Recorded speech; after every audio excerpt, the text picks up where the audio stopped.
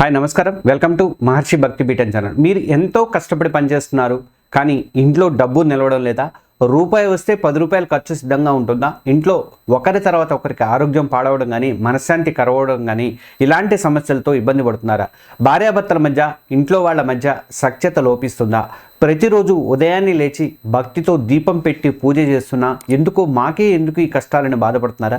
ఒక్కసారి ఆలోచించండి. బహుశా మీరు వెతుకుతున్నటువంటి సమాధానం మీ ఇంట్లోనే, మీరు అత్యంత పవిత్రంగా చూసుకునేటువంటి మీ పూజ గదిలోనే ఉందేమో. అవును, మీరు విన్నది కరెక్టే.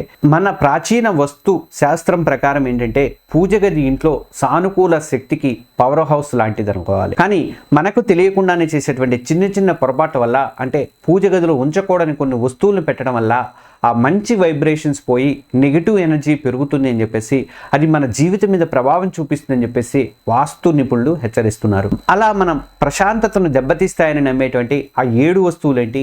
వాటిని పూజ గది నుండి ఎందుకు దూరంగా ఉంచాలి? ఒకవేళ మీ పూజ గదిలో అవి ఇప్పటికే ఉంటే ఏం చేయాలి? ఈ ప్రశ్నలన్నిటికీ కూడా ఈరోజు మనం సమాధానాలు తెలుసుకుందాం. ఈ వీడియోని చివరిదాకా శ్రద్ధగా చూడండి, ఎందుకంటే ఇది మీ జీవితంలో ఒక మంచి మార్పునకు నాంది చూపించవచ్చు. అలాగే మన మహర్షి భక్తి పీఠం ఛానల్ని ప్రతి ఒక్కరు కూడా సబ్స్క్రైబ్ చేసుకోండి. ఆ పక్కనే ఉన్నటువంటి బెల్ ఐకాన్ కూడా ప్రెస్ చేయండి. చాలామంది సబ్స్క్రైబ్ చేసుకోకుండా చూస్తున్నారు. ఎక్కువ మంది సబ్స్క్రైబ్ చేసుకుంటే నేను ఇలాంటి మంచి మంచి వీడియోలు మీకు పెట్టడానికి ఛాన్సెస్ ఉంటాయి.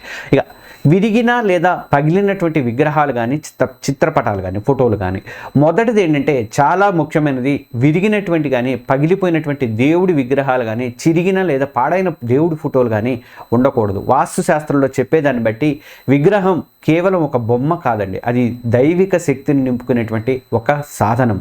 విగ్రహం చిన్నగా విరిగినా పగిలినా అది తన శక్తిని కోల్పోతుందని, అలాంటి విగ్రహాన్ని పూజించడం వల్ల ఫలితం ఉండదని చెప్పేసి పండితులు అయితే చెప్తుంటారు. అంతేకాదు, ఇలాంటి విరిగిన మూర్తులను పూజ గదిలో ఉంచడం వల్ల ఇంట్లోకి ప్రతికూల శక్తి ప్రవేశిస్తుందని ఒక బలమైన నమ్మకం కూడా ఉంది.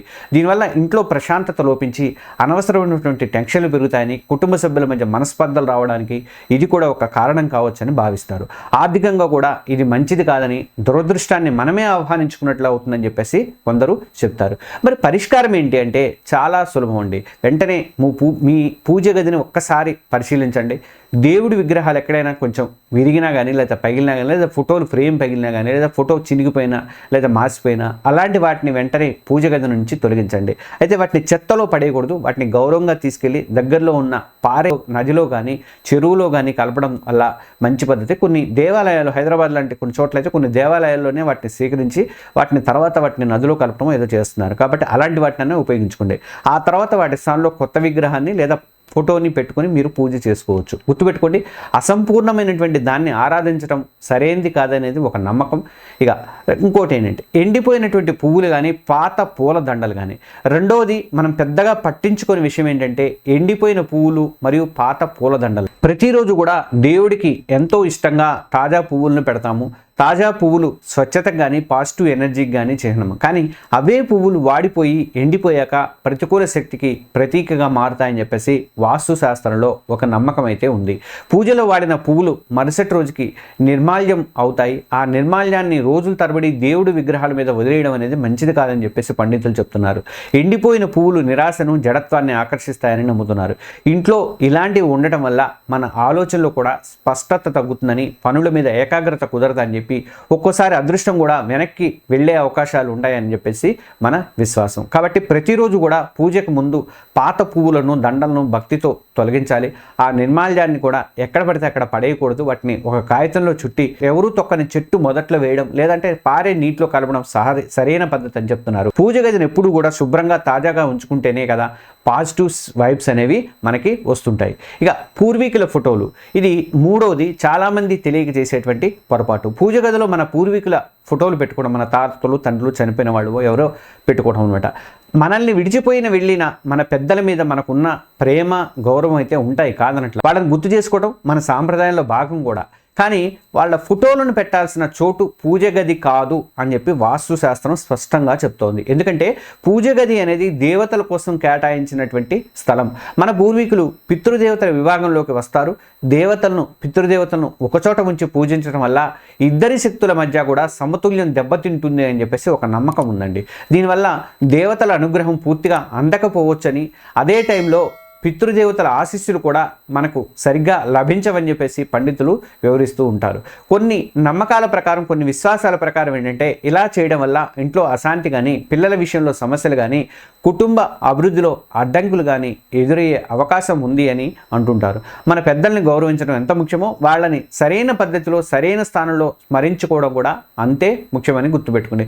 మరి పూర్వీకుల ఫోటోలను ఎక్కడ పెట్టాలి అని అడగవచ్చు మీరు. వాస్తు నిపుణుల సూచనల ప్రకారం ఏంటంటే పూర్వీకుల ఫోటోలను ఇంటికి దక్షిణ దిశలో ఉన్న గోడకి పెట్టడం అనేది ఉత్తమం అన్నమాట. అక్కడ వాళ్ళకి ప్రత్యేకంగా ఒక చోటు కేటాయించి వాళ్ళ తిథుల్లో కానీ, ముఖ్యమైన రోజుల్లో కానీ వాళ్ళని స్మరించుకోవచ్చు కూడా. కానీ పొరపాటున కూడా వాళ్ళ ఫోటోలను దేవుళ్ళతో కలిపి పూజ గదిలో ఉంచకూడదు అని చెప్పేసి శాస్త్రాలు చెబుతున్నాయి. ఇక ఉగ్ర రూపంలో ఉన్నటువంటి దేవతామూర్తులు కూడా ఉండకూడదండి పూజ గదిలో. నాలుగోది ఏంటంటే ఉగ్ర రూపంలో లేదా రౌద్రంగా ఉన్నటువంటి దేవుడి ఫోటోలు లేదంటే దేవుడి విగ్రహాలు ఉండకూడదు. మన హిందూ ధర్మంలో దేవతలు శాంత స్వరూపులుగానే ఉంటారు, రౌద్ర స్వరూపులుగా కూడా ఉంటారు. ఉదాహరణకు కాళికాదేవి ఉగ్ర రూపం ఉంటుంది, నరసింహస్వామి రౌద్ర రూపం ఉంటుంది, శివుడి రుద్రతాండం ఉంటాయి, ఇలాంటివి ఉంటాయి. ఈ రూపాలన్నీ దుష్ట శిక్షణకు, ధర్మరక్షణకు సంకేతాలు. వీటిని గుళ్ళల్లో ప్రత్యేకమైన పద్ధతుల్లో పూజలు అయితే చేస్తారు, చాలా నిష్టగా ఉంటుంది అక్కడ. అయితే ఇళ్లల్లో పూజ చేసుకునే సాధారణ గృహస్థులు తమ పూజ గదుల్లో ఇలాంటి ఉగ్ర రూపాలను ఉంచి పూజించకూడదు అని చెప్పి శాస్త్రాలు చెప్తున్నాయండి. దీనికి కారణం ఉగ్ర రూపాలను ఆధారించడానికి చాలా కఠినమైనటువంటి నిబంధనలు కానీ, నియమాలు కానీ, ప్రత్యేక పూజా పద్ధతులు కానీ అవసరము. ఆ పూజల్లో ఏ చిన్న లోపం జరిగినా అది అనుకోని ఫలితాలకు దారితీస్తుందని ఒక నమ్మకం అయితే ఉంది.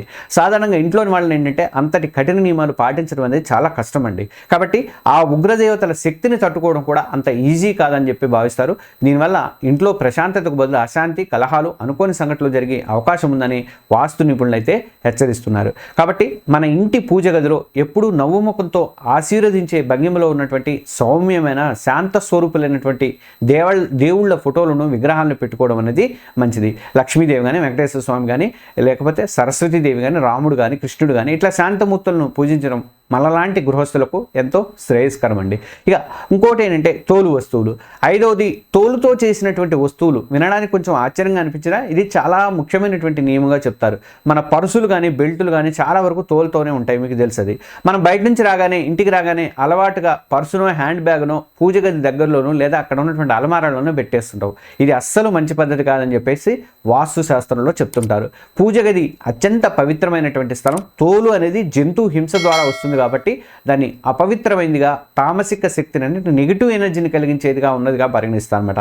అలాంటి వస్తువును దేవతలు ఉండే పవిత్ర స్థలంలో పెట్టడం కరెక్ట్ కాదని చెప్పి భావిస్తారు. ఇలా చేయడం వల్ల పూజ గది పవిత్రత దెబ్బతింటుందని, ఆ ప్రదేశంలో మంచి శక్తి తగ్గి చెడు శక్తి పెరుగుతుందని చెప్పేసి నమ్ముతారు. ముఖ్యంగా సంపదకు అధిదేవత అయినటువంటి లక్ష్మీదేవి అపవిత్రత ఉన్న చోట నిలవదు అని చెప్పి, దీనివల్ల ఆర్థిక ఇబ్బందులు కానీ, డబ్బు నిలవకపోవడం వంటి సమస్యలు రావచ్చు అని చెప్పి ఒక బలమైనటువంటి విశ్వాసం అయితే ఉంది. అందుకే మీ వాలెట్ కానీ, బెల్టులు కానీ, హ్యాండ్ బ్యాగులు కానీ ఇట్లాంటి తోలు వస్తువులు ఏవి కూడా ఎప్పుడూ కూడా పూజ గదిలోకి పెట్టద్దు, పూజ గదికి దూరంగా ఉంచుకోండి. పూజ గదిలోకి వెళ్లే ముందు వాటిని బయటే వదిలి వెళ్ళడం కూడా అలవాటు చేసుకోండి. ఆరోది ఒకే దేవునికి సంబంధించినటువంటి ఒకటి కంటే ఎక్కువ విగ్రహాలను కానీ లేదా ఫోటోలను పెట్టడం కానీ. దీంట్లో భిన్నాభిప్రాయాలు ఉన్నాయి, నేను కొన్ని అభిప్రాయాలు చెప్తాను చూడండి. చాలామంది భక్తితో తమకు ఇష్టమైనటువంటి దేవుడి విగ్రహాలు ఎక్కడ కనిపించినా కొని తెచ్చి పూజ గదిలో పెడుతూ ఉంటారు. ఉదాహరణకు ఒకే పూజ గదిలో 3-4 వినాయకుడి విగ్రహాలు ఉంటాయి, లేదంటే కృష్ణుడి ఫోటోలు ఉంటాయి. ఇవన్నీ మనం చూస్తుంటాం. అయితే వాస్తు నిపుణుల దృష్టిలో ఇది ఒక దోషంగానే పరిగణించబడుతుంది అన్నమాట. దీని వెనక ఉన్నటువంటి నమ్మకం ఏంటంటే ప్రతి విగ్రహం కూడా తనకంటూ ఒక శక్తి క్షేత్రాన్ని కలిగి ఉంటుందట. ఒకే దేవుడికి చెందినటువంటి అనేక విగ్రహాలు ఒకే చోట ఉండటం వల్ల ఆ శక్తుల మధ్య ఘర్షణ ఏర్పడి పూజ చేసే వాళ్ళ ఏకాగ్రత దెబ్బతింటుంది అని చెప్పేసి నమ్ముతారన్నమాట. ఏ విగ్రహం మీద మనసు పెట్టాలో తెలియక మనసు చెదిరిపోతుందని, దీనివల్ల పూజ పూర్తి ఫలం దక్కదని చెప్పేసి చెప్తుంటారు. ఇదే నియమం శంఖానికి, శివలింగానికి కూడా వర్తిస్తుందని అంటారు. పూజ గదిలో ఒకటి కంటే ఎక్కువ శంఖాలను లేదా బొటనవేలు సైజుకి మించి ఒకటి కంటే ఎక్కువ శివలింగాలను ఉంచకూడదు అని చెప్పి శాస్త్రంలో చెప్పబడింది. చాలాసార్లు చాగంటి గారు కూడా ఇదే చెప్తారు, బొటనవేలు కంటే ఎక్కువ ఉండకూడదు, ఎత్తు ఉండకూడదు మన దగ్గర అని చెప్పేసి. అలా చేయడం వల్ల కుటుంబంలో అనవసరమైనటువంటి గందరగోళం కానీ, మనస్పర్ధలు కానీ పెరిగే అవకాశం ఉంటుందని చెప్పి హెచ్చరిస్తూ ఉంటారు. కాబట్టి మీ పూజ గదిలో ఒక దేవుడికి సంబంధించి మీకు బాగా ఇష్టమైనటువంటి ఒక విగ్రహాన్ని లేదా ఒక్క ఫోటోని మాత్రమే ఉంచుకోవడం అనేది ఉత్తమం అనమాట. ఇది మీ భక్తిని ఒకే చోట కేంద్రీకరించి ప్రశాంతంగా పూజ చేసుకోవడానికి సహాయపడుతుంది. ఇక పదునైనటువంటి వస్తువులు కానీ, పనికిరాని సామాన్లు కానీ, ఇది నేను పాత వీడియోలో కూడా చెప్పాను. ఇక 7వది చివరిది ఏంటంటే పదునైనటువంటి వస్తువులు కానీ, పాత ఇతర పనికిరాని సామాగ్రి కానీ, పూజ గది అంటే కేవలం దేవుడిని పూజించేందుకు మాత్రమే ఉపయోగించుకోండి, దాన్ని ఒక స్టోర్ రూమ్ లాగా వాడుకోవద్దండి దయచేసి. కానీ చాలా ఇళ్లలో ఏంటంటే పూజ గదిలో కొంచెం చోటు ఉందని చెప్పి అక్కడ పనికిరాని వస్తువులన్నీ తీసుకొచ్చి పడేస్తుంటారు. పాత క్యాలెండర్లు కానీ కత్తెర, సూది ఇలాంటివి, లేకపోతే కానీ కొన్ని చోట్ల అయితే ధాన్యం బస్తాలు కానీ ఇట్లాంటివన్నీ వేస్తుంటారు అనమాట. ఇక సూది ఇట్లాంటివి అయితే కత్తెర, సూది లాంటి పదునైన వస్తువులు కూడా పెడుతుంటారు. వాస్తు శాస్త్రం ప్రకారం ఏంటంటే ఇది అస్సలు మంచిది కాదు. కత్తెర కానీ కత్తి కానీ ఇలాంటి పదునైన వస్తువులు కలహాలను కానీ ప్రతికూల శక్తిని కానీ సూచిస్తాయని చెప్తారు. వాటిని శాంతికి నిలయమైనటువంటి పూజ గదిలో ఉంచడం వల్ల ఆ గది పవిత్రత దెబ్బతిని ఇంట్లో గొడవలు, అశాంతి పెరుగుతాయని నమ్ముతారు అనమాట.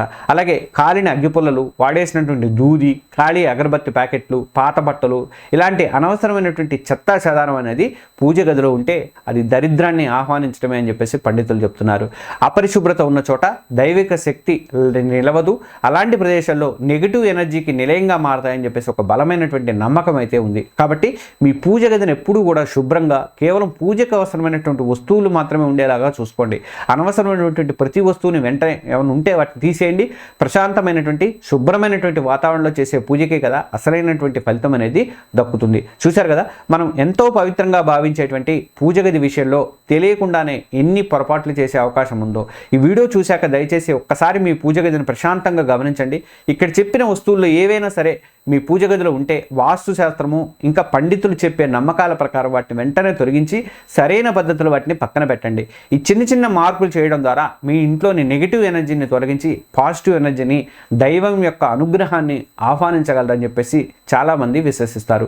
ఈ సమాచారం మీరు ఉపయోగపడింది ఈ వీడియో అనిపిస్తే మాత్రం దయచేసి ఈ వీడియోని లైక్ చేయండి.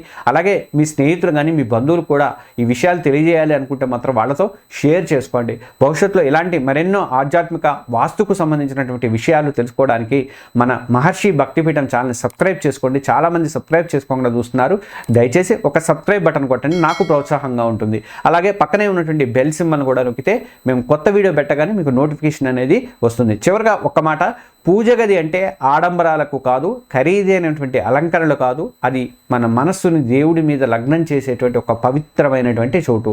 దాన్ని మనం ఎంత శుభ్రంగా, సాత్వికంగా, శాస్త్ర పద్ధతిలో ఉంచుకుంటే మనకు అంత ప్రశాంతత, అంత దైవానుగ్రహం లభిస్తుందని చెప్పి మా పెద్దలు చెప్తుంటారు. ఈ చిన్న చిన్న మార్పులు చేసుకోవడం ద్వారా మీ అందరి ఇళ్లల్లో సుఖశాంతులు, అష్టైశ్వర్యాలు వెల్లివిరాలని చెప్పి నేను మనస్ఫూర్తిగా కోరుకుంటాను. సర్వేజన సుఖినో భవంతు. ధన్యవాదాలు. జై శ్రీరామ్, జై హనుమాన్.